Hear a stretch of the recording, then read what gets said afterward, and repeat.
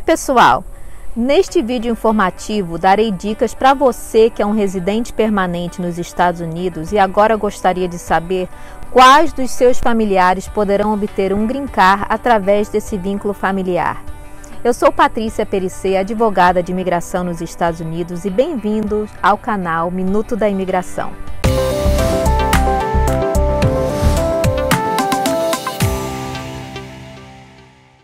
Como um residente permanente, você poderá iniciar um processo para solicitar o visto de imigrante para um cônjuge, filhos menores de 21 anos e filhos adultos solteiros.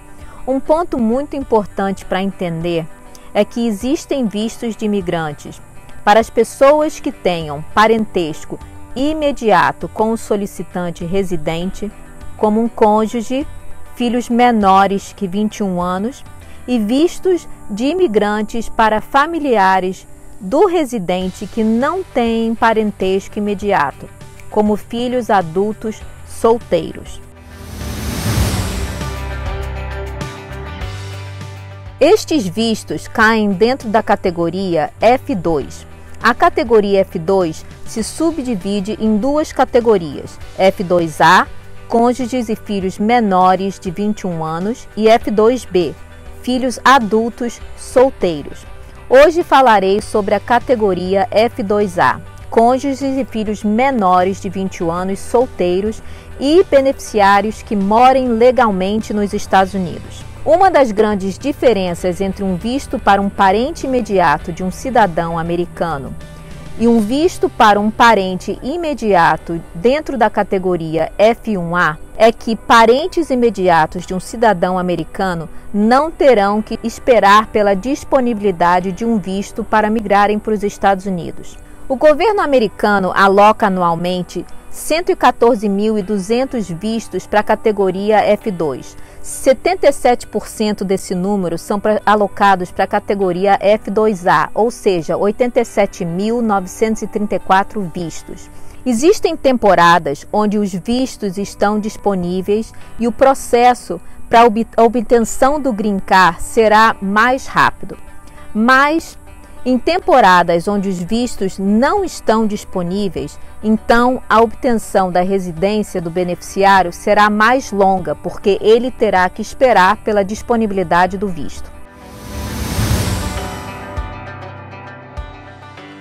O residente permanente tem o direito de fazer uma solicitação para o visto de imigrante de seu cônjuge e filhos menores de 21 anos solteiros, mas se não existe a possibilidade de qualquer pedido de perdão, o estrangeiro não pode ter uma mancha no seu histórico de imigração quando o visto se tornar disponível.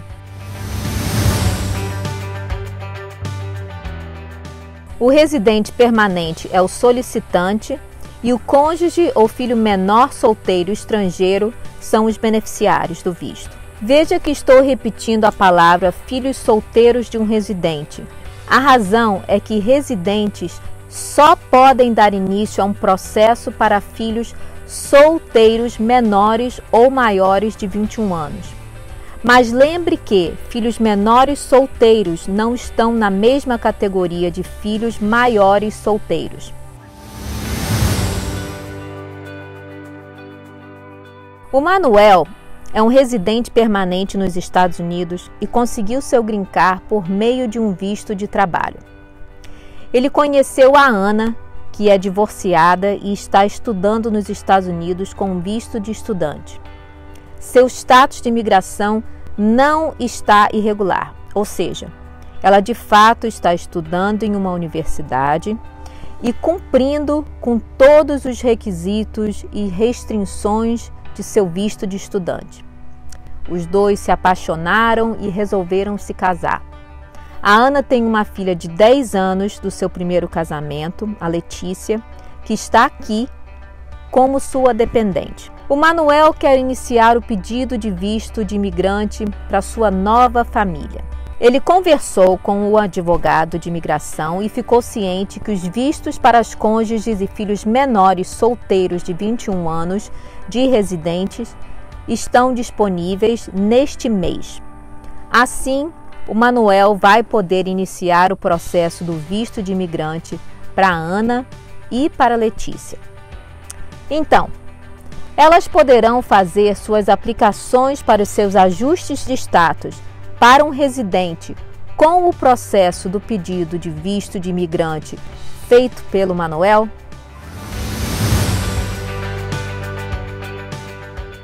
A resposta é sim. Nesse exemplo, as leis de imigração americanas vão permitir que o Manuel inicie o pedido de visto de imigrante para Ana e sua esposa e sua enteada Letícia. E nesse mesmo processo, tanto a Ana quanto a Letícia poderão fazer suas aplicações de ajuste de status para residentes permanentes. Elas irão solicitar a mudança de seu status de estudante e dependente de um estudante, respectivamente, para residentes permanentes. O Manuel, nesse exemplo, poderá iniciar o processo para Letícia, sua enteada, porque ela entra dentro da definição de um filho menor e um parente imediato, já que a Letícia tinha menos de 18 anos quando sua mãe se casou com ele. O residente permanente entrará com o pedido de visto preenchendo o formulário I-130.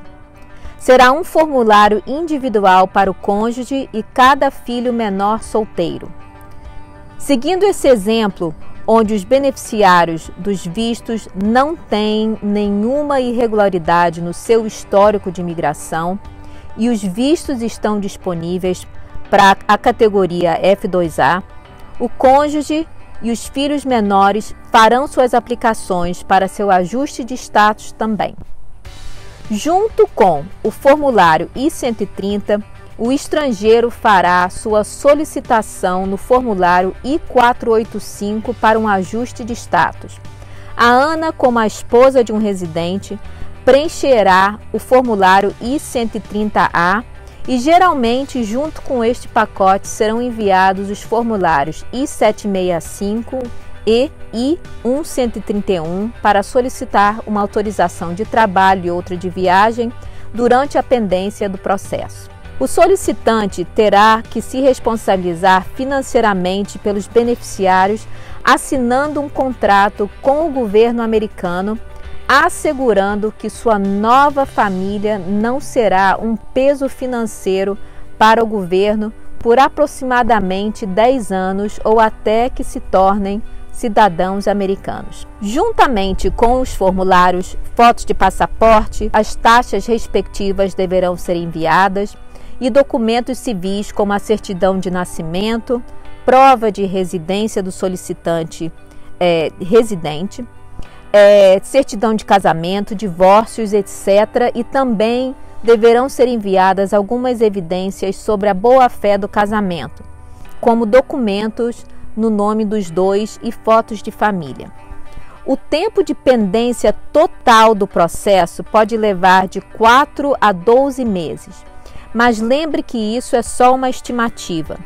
Depende muito de onde o processo está sendo analisado e, uma vez que o caso é transferido para um centro local da imigração para uma entrevista presencial, o tempo para o agendamento da entrevista vai depender da carga de processo deste centro. O próximo passo é a coleta de dados biométricos do estrangeiro e, caso haja qualquer irregularidade no processo, como a falta de um documento, a imigração poderá enviar uma carta para que essa irregularidade seja corrigida. É importantíssimo que o solicitante atualize seus dados com a imigração, caso mude de endereço. Todo documento que não esteja em inglês terá que ser traduzido. Caso o solicitante não tenha renda suficiente, há a possibilidade de que um cidadão ou um outro residente dividam esta responsabilidade. Uma vez que a imigração recebe o processo, eles emitem recibos referentes a cada formulário com os números dos protocolos e com a data de quando receberam a chamada data de prioridade. A informação importante nesse caso é a data de prioridade do formulário I-130. Todo mês, o Departamento do Estado americano emite um boletim com uma tabela de visto. Para encontrá-la, jogue no Google DOS Visa Bulletin e o mês e o ano que você queira. Nesse boletim, você vai encontrar tabelas. Nelas, você vai encontrar as datas de prioridade dos processos onde os vistos para as respectivas categorias se tornaram disponíveis. Se tudo estiver em conformidade, o estrangeiro receberá um cartão de autorização de trabalho e de viagem. Com ele, o imigrante poderá aplicar para o seu número de Social Security, correspondente ao nosso CPF. Quando a entrevista for agendada, o estrangeiro terá que fazer um exame médico e receberá um formulário dentro de um envelope lacrado. O casal comparecerá pessoalmente em um centro da imigração, onde serão entrevistados sob juramento por um oficial de imigração, que fará perguntas a respeito do relacionamento e revisará as informações dos formulários. Fiquem atentos à parte 8 do formulário I-485, que contém mais de 80 perguntas na edição atual, que devem ser respondidas com precisão. Na entrevista, o oficial abrirá o envelope do exame médico e, se tudo correr bem, nesse dia o caso é aprovado ou é indicado para uma aprovação. Geralmente, em 2 ou 3 semanas, o Green Card é enviado pelo correio. Ressalto que podem haver situações singulares que mudem cada cenário. Ressalto também que essa explicação é simplificada para um conhecimento geral. É sempre aconselhável se consultar com um advogado licenciado a exercer a profissão nos Estados Unidos e que tenha experiência na área. Agora, é sempre bom frisar: mesmo contratando um advogado, é importante estar ciente do processo e atento. Esse canal tem um propósito educacional para os que desejam imigrar para os Estados Unidos. O meu objetivo é que você tenha uma ideia do processo e possa acompanhar o andamento de cada fase. Se você gostou dessas dicas, não esqueça de compartilhar e se inscrever no nosso canal e, por favor, nos siga nas nossas redes sociais. Boa sorte!